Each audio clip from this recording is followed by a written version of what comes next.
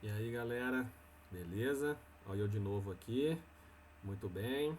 Bom pessoal, agora dando continuidade aqui à nossa matéria, ao nosso conteúdo, né? Então a gente vai trabalhar as aulas 13 e 14, tudo bem? A gente viu climas do mundo, né? Nesse primeiro vídeo de hoje, dentro das aulas de clima mundial, legal?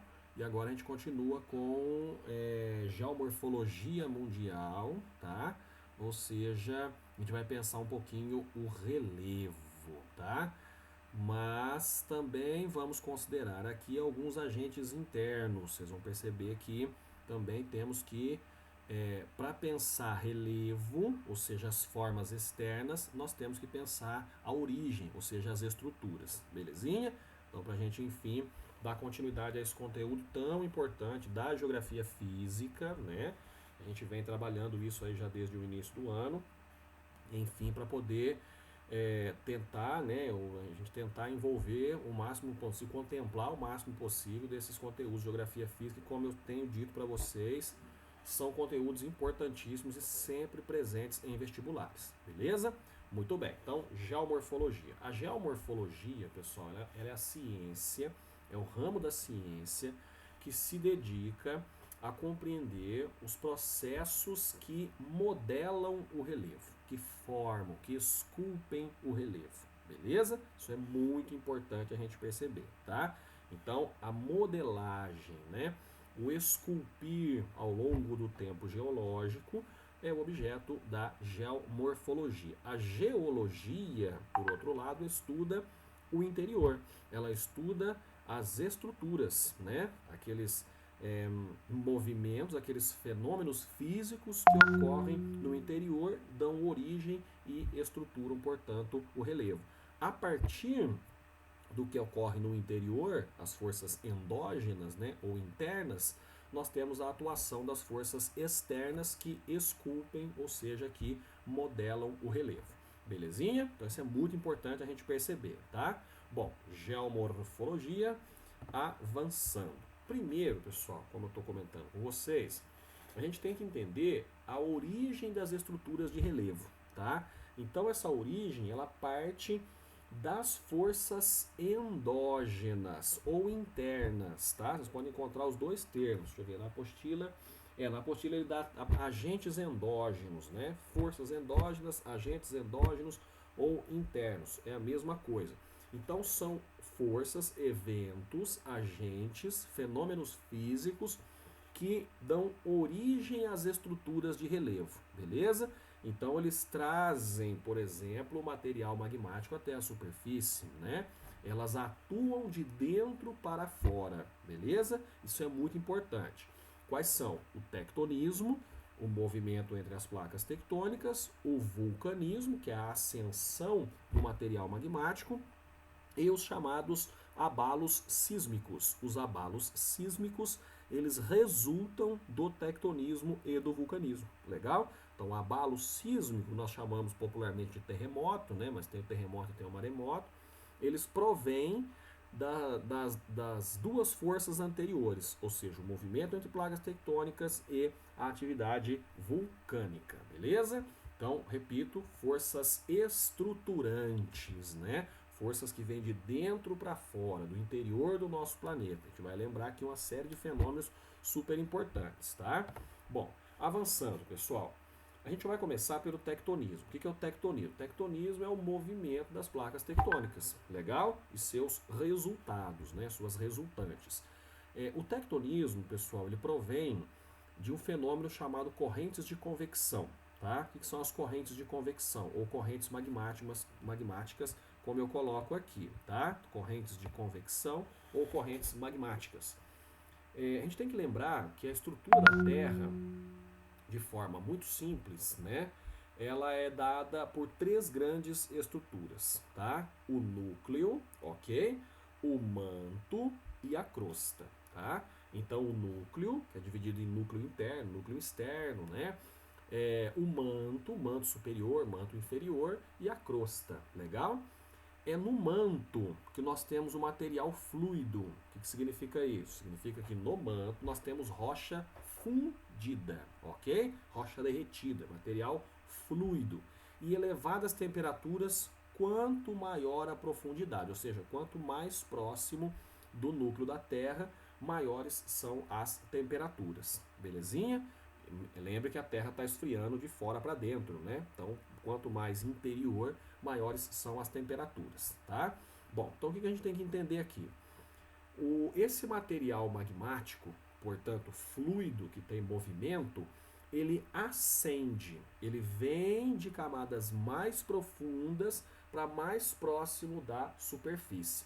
Esse movimento, a ascensão desse material magmático de camadas bem profundas, próximas do núcleo, até próximo da crosta, que é essa fina camada consolidada, pessoal, vai gerar ou vai criar uma força muito grande sobre a crosta, tudo bem? Ou seja, impulsionando a crosta e vai fragmentar essa crosta, tá? Então a crosta terrestre, ela é dividida como se fosse um quebra-cabeças, que são as placas tectônicas.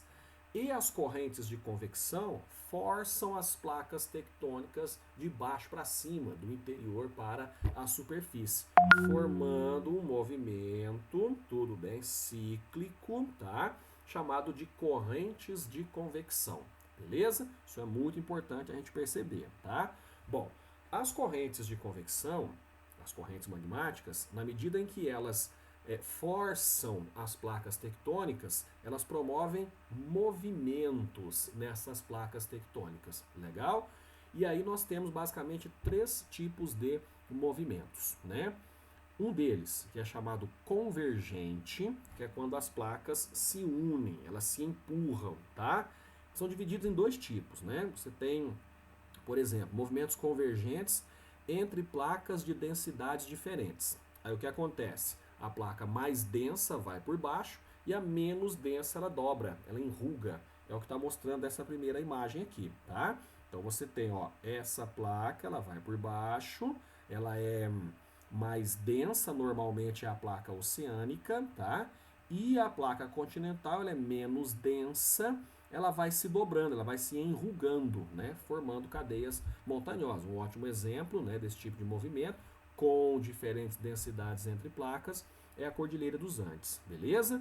Existe um outro tipo aqui de movimento convergente, que é quando você tem 2 placas de mesma densidade. As placas, elas se apertam, se forçam, possuem mesma densidade e aí elas sobem, tudo bem?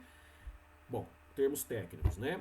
Aqui, nessas de diferentes densidades, você forma uma zona chamada zona de subducção. Subducção, uma placa vai por baixo e a outra se dobra.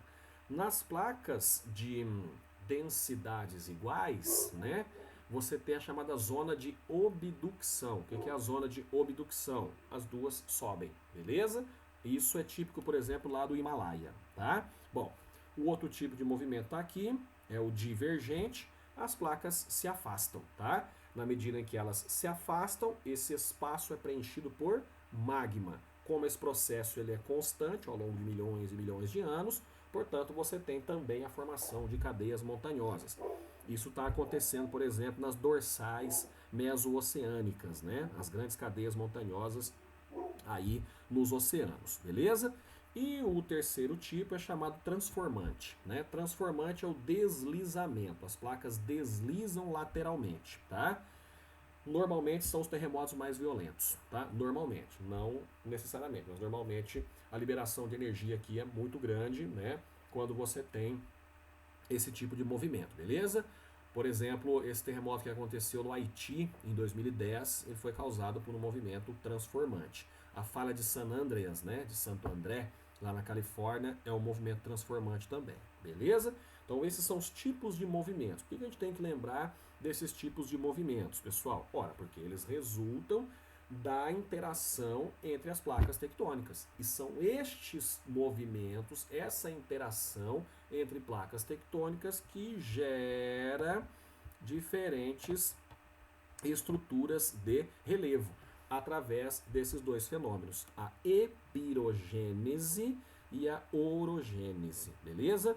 Então, epirogênese e orogênese provém da movimentação das placas tectônicas, resultam da movimentação das placas tectônicas. Legal? Super importante isso, tá?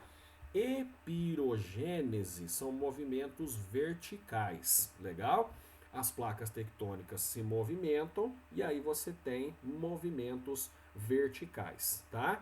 São movimentos internos, como eu coloco ali, de longa duração, então eles demoram um pouco mais, né? Eles são típicos de regiões antigas, tá? Então estamos falando da escala dos bilhões de anos, né? Lá do pré-cambriano, por exemplo, né? O pré-cambriano ele vem de 4,6 bilhões, a origem da Terra, até 545 milhões de anos, tudo bem? Quando se inicia o chamado Cambriano. Ou seja, né, pessoal, é um longo período de tempo, é isso que eu coloco ali. Áreas antigas e estáveis, portanto, são áreas normalmente distantes do contato entre placas tectônicas e são caracterizados por soerguimento e afundamento, é o que eu coloco aqui. Quando ocorre o soerguimento, nós chamamos de Horst.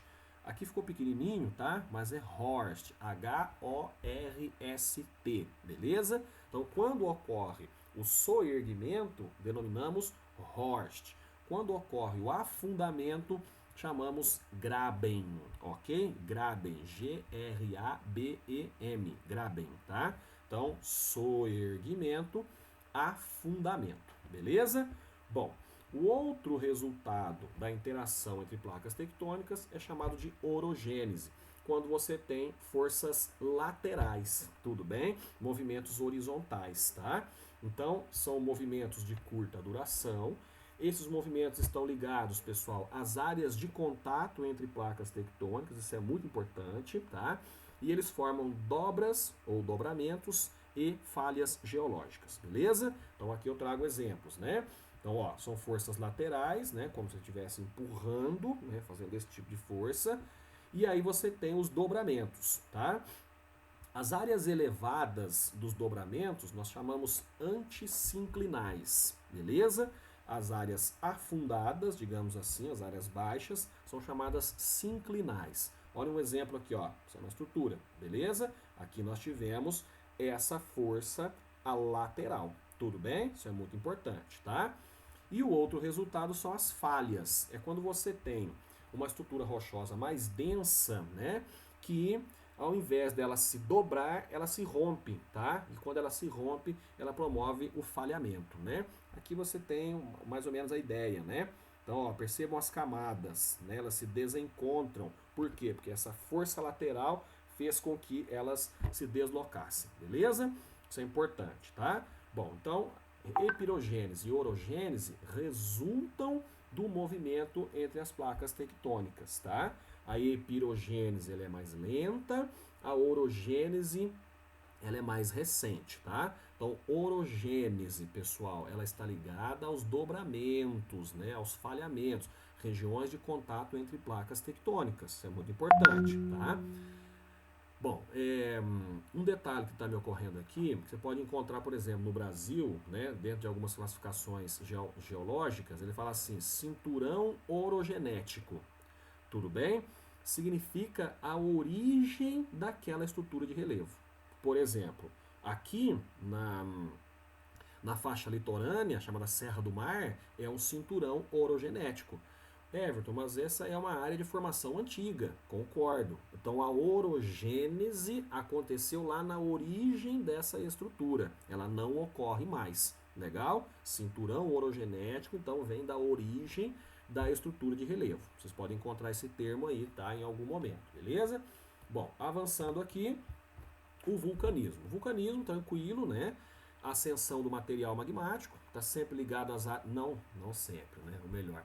Normalmente está ligado às áreas de contato entre placas tectônicas, a não ser por uma situação, que é o hotspot, eu já vou explicar para vocês. Então é a ascensão do material magmático até a superfície. O magma é a rocha fundida, tudo bem? Abaixo da superfície. Olha aqui, ó, quando o magma ele toma contato com a superfície, ou a atmosfera ou a água, através do extravasamento desse material, né, das erupções vulcânicas, aí ele passa a ser chamado de lava, tá? Então, magma e lava, mesma coisa. Porém, o magma é quando está no interior e a lava é quando esse magma toma contato com o exterior, beleza?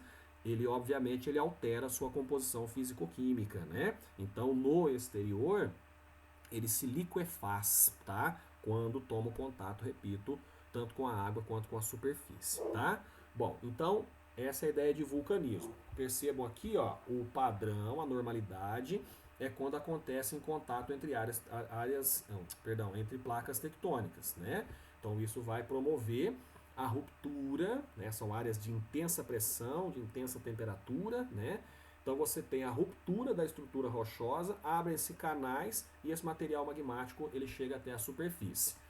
Quando isso acontece distante das áreas de contato entre placas tectônicas, nós chamamos hotspot. Aqui um exemplo de hotspot. Então está distante das áreas de contato entre placas tectônicas. A regra é a área de contato entre placas tectônicas e intensa atividade vulcânica. O hotspot ele quebra essa regra, tudo bem?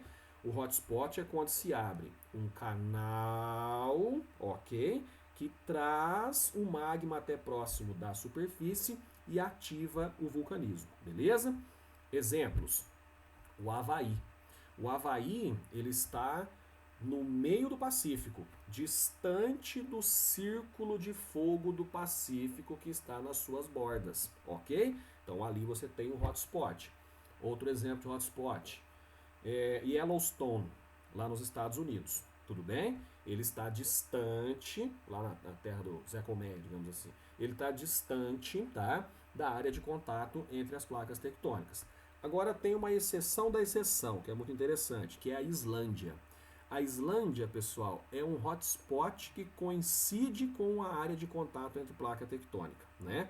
A Islândia é um hotspot que está exatamente onde passa a dorsal mesoatlântica, ou seja, o contato, tá, entre duas grandiosas placas tectônicas, beleza? Então a Islândia é uma exceção, né, digamos assim, geológica, vulcânica, tá? É um hotspot que se encontra numa área de contato entre placas tectônicas, beleza? Porque o hotspot ele é anterior, né? Já havia o hotspot quando o limite da placa chegou até ele, beleza? Bom, avançando aqui, pessoal, abalos sísmicos, também super importante. Como eu disse, os abalos sísmicos, eles são resultados, né, reflexos da movimentação entre as placas tectônicas da atividade vulcânica e também pode acontecer, como eu coloco aqui, por desmoronamentos internos ou a acomodação de blocos rochosos. Isso aconteceu aqui no Brasil há alguns anos, tá? Aqui no litoral de São Paulo teve uma acomodação de um bloco de granito, tá? E ele liberou ondas sísmicas, ok? E, portanto, nós tivemos aí o reflexo, né, através de um terremoto, beleza? Bom, pessoal, então, os abalos sísmicos, repito, né, eles provêm de atividades vulcânicas, erupções vulcânicas, do tectonismo ou de acomodação e desmoronamentos de blocos rochosos. Aí tem, né, uma espécie de confusão que às vezes acontece entre terremoto e maremoto, tá? A diferença é o epicentro, né? Quando você tem o epicentro no continente, é chamado terremoto. Quando você tem o epicentro no mar ou no oceano, é chamado de maremoto, tá? É porque às vezes confundem maremoto com tsunami. O maremoto pode gerar um tsunami, mas ele não é o tsunami em si, beleza? Bom, epicentro e hipocentro também tem diferenças aqui, né? Olha só, o hipocentro é a origem da onda sísmica, legal? É onde há a liberação inicial da energia, tudo bem? Essas ondas se propagam em todas as direções e quando ela chega na superfície e passa a propagar a partir da superfície, aquele ponto é chamado epicentro, tá? Então, o hipocentro é onde você tem a liberação original da energia, da onda sísmica. E o epicentro é quando essa onda chega na superfície e a partir daquele ponto ela se espalha em todas as direções. Beleza? O comportamento das ondas sísmicas ele se dá pelos materiais da superfície, né? Não só da superfície, né? Mas pelos materiais presentes, mais denso, menos denso, né? E você tem maior ou menor propagação das ondas sísmicas, beleza?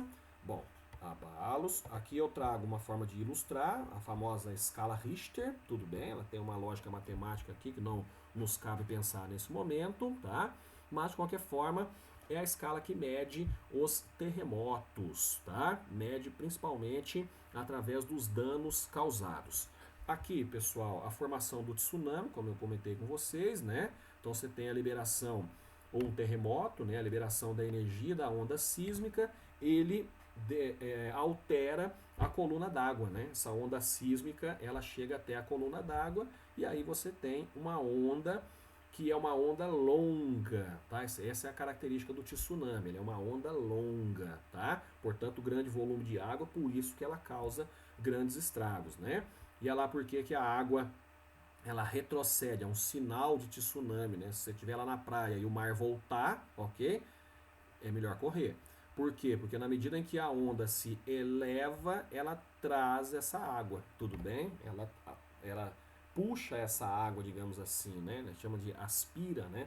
Puxa essa água porque você tem a formação da onda. Quando ela se aproxima do continente, ela é levada para cima, né? Ela é empurrada para cima por atrito com o assoalho oceânico, né? Diminui a profundidade, ela é empurrada para cima. E aí os danos são sempre muito expressivos, né?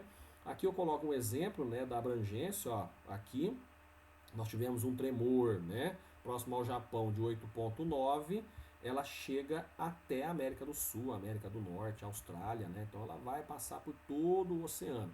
No alto mar ela é imperceptível, tudo bem? Ela será muito violenta, né, muito intensa quando ela se aproxima dos continentes, porque ela é empurrada para cima, como eu acabei de comentar. Aqui eu trouxe essa imagem só para a gente perceber a confusão, ó. Olha que interessante. Aqui ele chama de epicentro do terremoto, só que ele se deu no mar. Então o correto seria o epicentro do maremoto, tá? Então é uma confusão sempre comum, né? Toma esse cuidado, porque ela pode aparecer aí no vestibular, beleza? Bom, avançando aqui, agora a gente vem para os agentes externos ou exógenos, né? Aí nós estamos falando precisamente da geomorfologia. Mas por que a gente pensou um pouquinho antes naquilo que é próprio, né, o típico da geologia? Porque as estruturas de relevo, elas têm origem a partir das forças internas. E a partir dessa origem, ou seja, das forças internas, elas começam a sofrer a ação dos agentes externos ou das forças externas, beleza? E isso é concomitante, né? Acontece ao mesmo tempo, tá? Então, externos ou exógenos, nós falamos basicamente do intemperismo e da erosão, tá? O intemperismo, pessoal, o próprio termo já ajuda muito. Intempéries meteorológicas, tá? Basicamente é a ação do clima, né, sobre a estrutura rochosa. O intemperismo é dividido em três, né, que é o químico, o físico e o biológico. Químico e físico são muito mais comuns, tá? O biológico normalmente não é comentado, não. Eu estou colocando aqui para poder ter a cartinha na manga, né? Intemperismo químico, pessoal, é a atuação da água, né? A umidade, a dissolução da rocha através da ação da água. O intemperismo físico é a variação de temperatura, né? Então você tem a fragmentação, digamos assim, a desestruturação, né, da estrutura rochosa a partir da variação de temperatura, dilatação e contração. Isso leva, né, à ruptura, né, da estrutura da rocha. E o intemperismo biológico, pessoal, vocês podem encontrar, é a ação de micro-organismos ou raízes, né? Porque tem algumas raízes que conseguem penetrar os interstícios das rochas e promovem rupturas, tá? E a ação de micro-organismos também, beleza? Então, super importante. Intemperismo está ligado às intempéries meteorológicas, né? A ação do clima sobre a estrutura rochosa. Lá naquela aula de solos, ou tipo de solos, né? O Marcos, ele cita isso, beleza? Bom, e o outro agente externo é chamado erosão. A erosão é a destruição, tá, da estrutura rochosa. Então é como se tivesse o desgaste dessa estrutura rochosa. Imagina a ação de uma lixa, tudo bem? Quando a lixa ela é passada numa superfície ou sobre uma superfície, ela desgasta aquela superfície. É mais ou menos assim que funciona a erosão. Aí você tem os agentes erosivos. Os rios, chamada erosão fluvial, na medida em que os rios eles escoam, né, eles percorrem as rochas, as estruturas, e eles vão retirando os sedimentos, né, e dando conformação ao relevo. Por exemplo, os canyons, né, eles são formados pela ação dos rios. Os rios vão passando e vão esculpindo, tá, esses percursos. Pluvial, de pluviosidade, então é a atuação, né, enfim, da chuva, que nós comentamos popularmente como enxurrada, o escoamento superficial da água, tá? A erosão marinha, ela é promovida pelas ondas, né, na medida que as ondas elas batem constantemente nas estruturas, e as marés. Um exemplo são as falésias, né, aqueles paredões rochosos que tem bem ali na beirinha do mar. Erosão eólica, que é a atuação dos ventos, né? Existem relevos eólicos, né? Então, por exemplo, as dunas são características, né, de erosão eólica, tá? Isso é super importante. E a erosão glacial, que é o movimento das geleiras. As geleiras elas não estão paradas, elas se movimentam, tá? O tempo todo e vão esculpindo o relevo também. Aí aqui eu trago primeiro, pessoal, esse gráfico aqui que é muito interessante, que ele mostra exatamente a atuação do chamado intemperismo, né? O temperismo químico e físico, a atuação da pluviosidade, da chuva e da temperatura, tá? Então isso também é importante lá para a aulinha de solo, tá, pessoal? A profundidade e alteração da rocha, né? Então olha que interessante. Primeiro a gente tem aqui, ó, a latitude, né? Então latitude 0 é a linha do Equador, tudo bem? Na medida em que aumenta a latitude, nos distanciamos da linha do Equador. Então aqui nós estamos rumando para o norte, hemisfério norte. Próxima à linha do Equador nós temos elevada temperatura, elevada pluviosidade, elevada temperatura. Tudo bem? Percebam que a profundidade de alteração da rocha é bem maior. Legal? Percebam, olha só que interessante. A pluviosidade cai, as temperaturas caem, a profundidade de alteração da rocha é menor. Tudo bem? Então aqui ilustra claramente a atuação ou a ação dessas duas forças, né? Esses dois agentes de intemperismo. Aí eu trago algumas imagens aqui, né, para vocês observar a erosão eólica, né? Olha como a estrutura rochosa ela responde à atuação do vento. Dá até para a gente ver a direção predominante do vento, né? Ele vem nesse sentido aqui, tá? Erosão pluvial, o escoamento superficial da água, chuva, escoamento superficial da água, isso aqui é uma vossoroca. O Marcos está falando disso lá para vocês nas aulinhas de solo, tá? Isso é muito importante. Primeiro forma a ravina, depois vem a vossoroca, né? A vossoroca é quando você tem aí um deslocamento enorme do solo, né, em função do deslocamento superficial da água. Aqui a ação das águas, né? Então parece um cogumelo, tá? Significa que essa água foi baixando lentamente ao longo do tempo, tá? E aí ela foi promovendo esse tipo de estrutura, esse tipo de formação, beleza?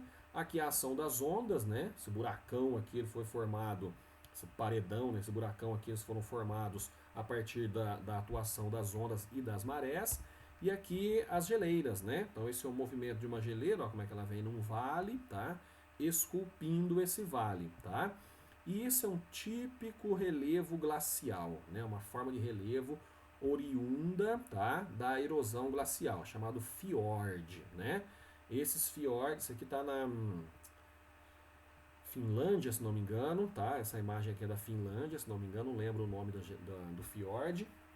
E eles foram formados na última glaciação, né? Então, quando o gelo ele vem para regiões mais próximas do Equador, né, digamos assim, tropicais, o gelo, a capa de gelo, ela se estende ou se expande, né, das regiões polares, né? E quando essa capa de gelo ela retrocede, nós temos a formação dos fiordes, ok? Típico relevo glacial, tá? Bom, processo erosivo, super importante, né? O processo erosivo, como eu disse, é esse processo de desgaste, né, das estruturas rochosas, como se fosse a atuação da lixa, né? A erosão é o desgaste em si, tudo bem? Isso é importante, vai ser promovido, como eu disse para vocês, pelo vento, pelas geleiras, pela água, tá? Por ondas, né? Enfim, Aí você tem o transporte, percebam os agentes de transporte, ó, as geleiras na base, elas transportam fragmentos de rochas, né, sedimentos. Os ventos, ó, essa aqui é a duna, legal? E os rios, que também vão transportar esses fragmentos de rochas, né? Sabe aquela pedrinha de rio, né, uma pedrinha arredondadinha, lisinha, né, que se encontra em determinados rios?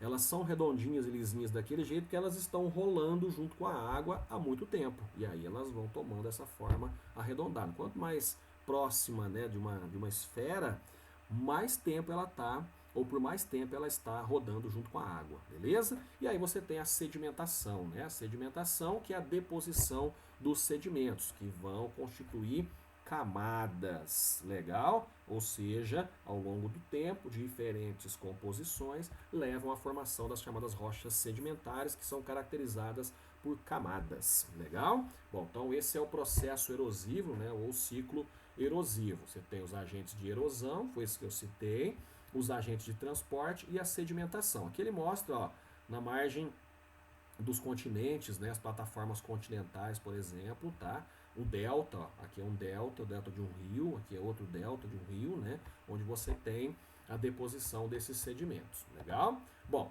aí eu trago aqui para ilustrar, pessoal, um processo geomorfológico muito interessante que ele traz consequências diretas, né, para as ocupações humanas, que são os deslizamentos de encostas, né? Então, o que é o deslizamento de encosta, né? Com muita frequência a gente vê informações, a gente recebe informações aí de deslizamentos, né, ou desmoronamentos, pessoas morrem, perdem suas casas, né? Enfim, cria transtornos aí bem significativos. Os deslizamentos, eles fazem parte da dinâmica da geomorfologia, né? Ou a dinâmica geomorfológica de determinados lugares, beleza? Porém, eles são agravados em função do processo de ocupação devido à urbanização descontrolada, tá? Então, são fenômenos naturais, ok? Que criam problemas para as pessoas pelo fato de pessoas terem que morar nestas áreas, devido à urbanização irregular, sem planejamento, né? Aí eu trago o exemplo aqui da nossa região, os chamados planaltos e serras do Atlântico Leste e Sudeste, onde nós estamos, onde você tem um relevo acidentado, né? Serras e escarpas. Então o relevo já é íngreme, ele é acidentado.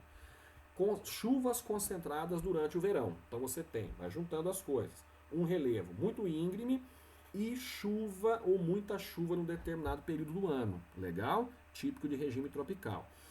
E a estrutura geológica, que contribui também. Porque você tem uma base cristalina formada por uma rocha que é impermeável, né? Então ela não absorve a água.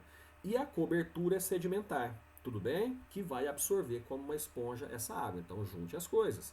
Você tem uma base que não absorve água e uma cobertura que absorve, que encharca, tudo bem? O que vai acontecer, pessoal? Essa cobertura ela descola e aí ela escorrega, tá? Que é esse escorregamento, deslizamento, né?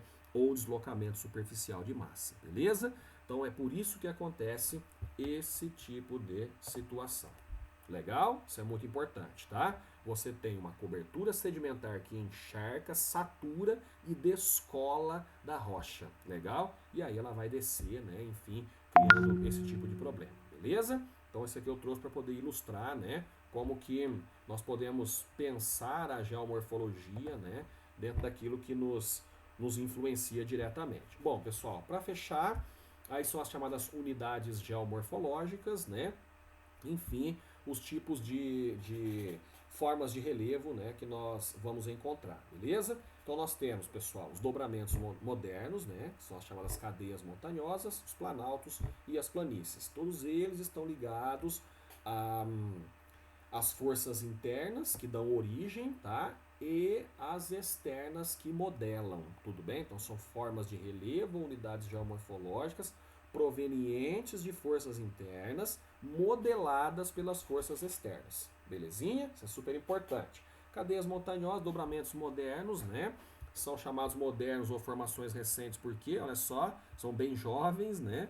Apenas 65 milhões de anos, né? A partir do período, melhor, da era Cenozoica, tá? Que é quando esses dobramentos eles vêm se formando. elevadas altitudes, são cadeias montanhosas, né? Exemplo aí o Himalaia, que chega lá a 8.850 metros, né? O maior pico, né, do nosso planeta, legal? E estão localizados os limites de placas tectônicas. Então, são aqueles dobramentos que eu comentei lá, né? Formados por orogênese. Orogênese, tá? Isso é super importante. Muito bem. Os planaltos, pessoal, eles possuem elevações variadas, tem alguns planaltos chamados planaltos elevados, né? Por exemplo, os planaltos escandinavos, né, ali no norte da Europa, são chamados de planaltos ou maciços elevados, tá?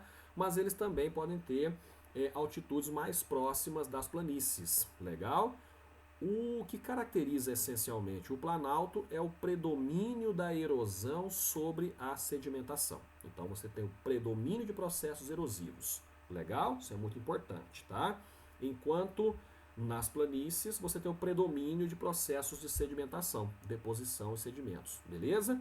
Bom, os planaltos eles apresentam superfícies irregulares. Observem as serras, chapadas, aqui nós chamamos de mares de morros, tá?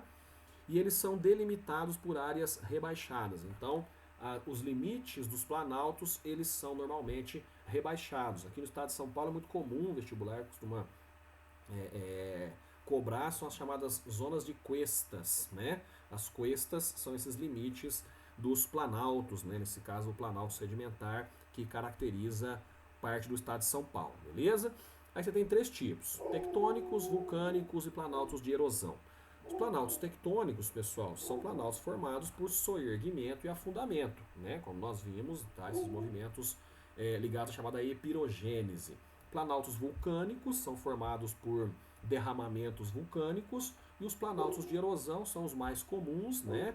São, por exemplo, os mares de morros, onde nós estamos, e são as chapadas, tá? São os chamados planaltos de erosão. As planícies, elas são normalmente regiões de baixas altitudes, tá? Já vi algumas classificações, né? Mas eu não gosto muito de afirmar, né? Que, por exemplo, as planícies elas iriam ali até 200 metros de altitude, beleza? Tem que ter um certo cuidado, porque você pode ter planícies em altitudes mais elevadas. Mas o que caracteriza as planícies, pessoal? O predomínio de processos de sedimentação, deposição e acúmulo de sedimentos. O planalto predomina o processo de erosão. A planície predomina o processo de sedimentação. Beleza? Então, apresentam-se, como eu disse aqui, áreas de baixas altitudes, normalmente, superfícies relativamente planas, então elas são mais regulares. Esse é o Cid, gente, esse é o meu cachorro, tá? Formadas por rochas sedimentares, tudo bem? Em que predominam os processos de deposição e acúmulo de sedimentos. Belezinha? Bom, existem vários tipos, né? Chamadas planícies litorâneas, que são as planícies onde os rios, né, depositam os sedimentos junto à faixa litorânea, beleza? E nós temos as chamadas planícies continentais, que são divididas em três tipos. Fluviais, ok? São aquelas que se formam acompanhando os vales fluviais, ou seja, os rios. Planícies de acumulação e depressões fechadas, né? É quando você tem um processo de acumulação de sedimentos em regiões interiores, né? Então, por exemplo, existem deltas interiores, quando um rio deságua no interior de um continente, né? O rio, deixa eu lembrar aqui, o rio Congo, tudo bem? Ele é um rio que deságua no interior do continente africano. Ele forma um grande alagado, né? Uma grande planície, ok? De acumulação fechada, beleza? E a planície de acumulação glaciária, né? Quando você tem o processo de acumulação a partir do transporte promovido pelas geleiras, beleza? Então isso é bem importante para a gente classificar essas chamadas unidades geomorfológicas. Lá na apostila, no caderninho de texto, pessoal, no livro texto, ele traz imagens, né? Várias imagens sobre essas unidades geomorfológicas, né? Então vá associando essas imagens para poder facilitar o seu entendimento, beleza?